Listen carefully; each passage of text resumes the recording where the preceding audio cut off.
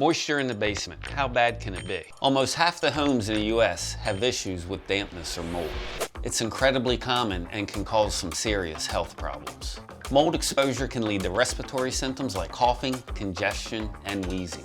It's especially problematic for children as it's been linked to the development of asthma. So, how can you tell you have a mold problem? Have you ever walked into the basement and had that musty smell?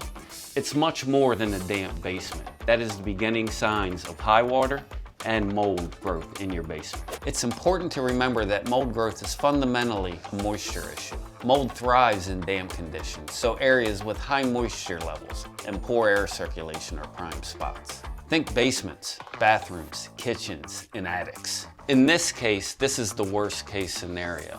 In your case, it may not be that bad, but let's start by doing the small steps. Feel your walls. Do you have any moisture? Do you happen to see any white haze on some of the blocks or along your walls? Is there a small amount of moisture along the floor right here? These are all the beginning stages of what could lead to this.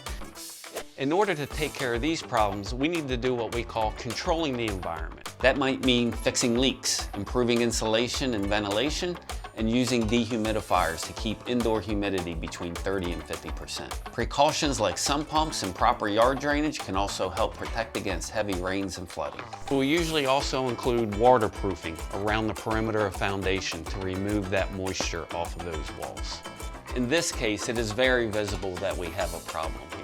In many cases, most basements still show small signs that are very visible. It is very important that you call the professionals, give us a call for a free inspection.